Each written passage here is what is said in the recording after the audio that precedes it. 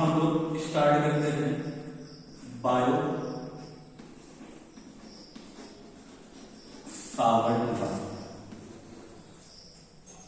Bio और Savart Denmark के दो साइंटिस्ट हैं जिन्हें हम डेनिश साइंटिस्ट कहते हैं। डेनमार्क के तकरीबन 2-3 महीने के बाद यानी 1820 में ऑरस्टेड के बाद अपने लैब यानी एक्सपेरिमेंटल लैब को परफॉर्म यानी कि उन्होंने दिया एक्सपेरिमेंट किया और एक्सपेरिमेंट से उन्होंने कुछ रिजल्ट निकाले। तो जो बायो सावर्ट लैब है वो एक एक्सपेरिमेंटल लैब है, जो कोई थ्योरी से नहीं आया है, ये एक्सपेरिमेंटल लैब किस बेस पे आया, कहां से आया? तो ऑरस्टेड ने सबसे पहले ये बताया था कि अगर किसी भी कंडक्टर से करंट फ्लो करती है तो उसके रिजल्ट में मैग्नेटिक फील्ड प्रोड्यूस होता है। When current passes through a conductor produces magnetic field around it. But ये नहीं पता था कि मैग्नेटिक फील्ड की वैल्यू क्या होती है। तो मैग्नेटिक फील्ड की जो वैल्यू होती है उसको फाइंड आउट करने के लिए हमने यहां पर एक आर्बिट्रेरी शेप का कंडक्टर लिया। हमने यहां पे क्या लिया? आर्बिट्रेरी शेप का कंडक्टर लिया और जब उसमें से हमने करंट को पास किया तो इसको हमने बोला कि ये हमारे पास एक करंट कैरिंग कंडक्टर है। ये हमारे पास करंट कैरिंग कंडक्टर है। करंट कैरिंग कंडक्टर है। इस आर्बिट्रेरी शेप की जो लेंथ है वो x से y है, इसका x है, x रिस्पेक्ट y है। इसकी जो टोटल लेंथ है वो l है। लेकिन हमें यहां पर मैग्नेटिक फील्ड की वैल्यू फाइंड आउट करनी है। तो मैग्नेटिक फील्ड की वैल्यू फाइंड आउट करनी है तो इस पूरा हमारे पास जो कंडक्टर है उसे स्मॉल सेगमेंट में डिवाइड करना पड़ेगा। तो हमने क्या किया, यहां से लेके यहां तक, यहां से लेके यहां तक, यहां से लेके यहां तक, यहां से लेके यहां तक हमने माना कि ये कंडक्टर जो है वो स्मॉल सेगमेंट का मिलकर के बना है।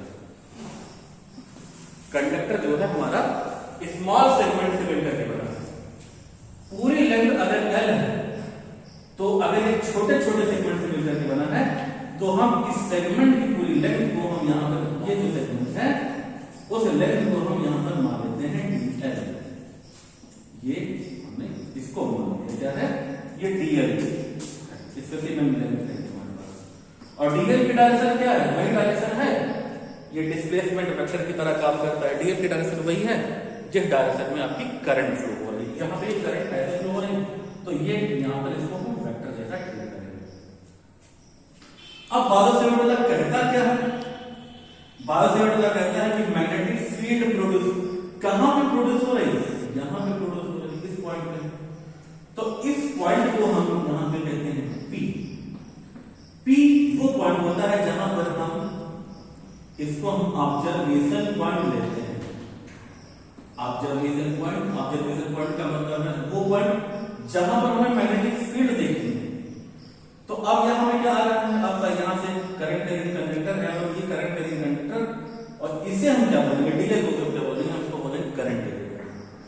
तो magnetic field produced due to current element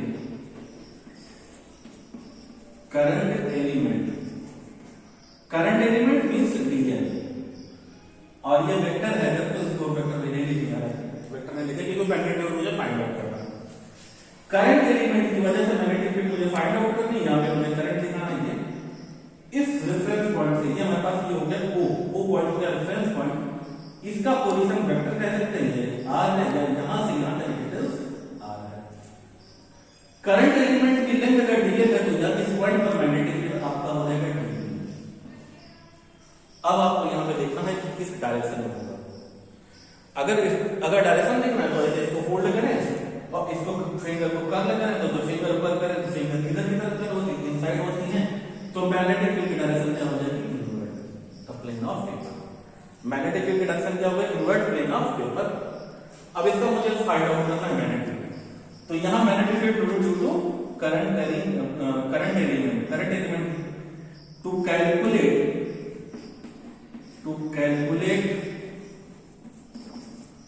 D strength of magnetic field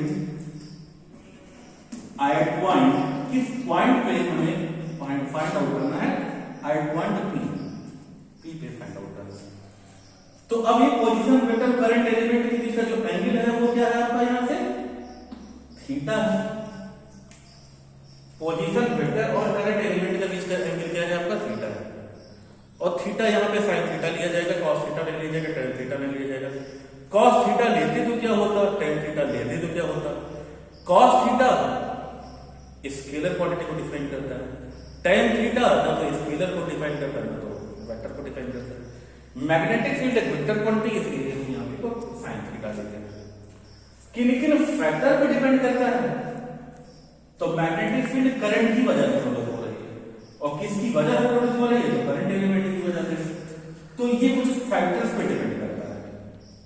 तो magnetic strength of magnetic field depends on the current, strength of the current की स्ट्रेंथ पे डिपेंड करता है। ये ऐसे लिख लो, ये वन हो गया।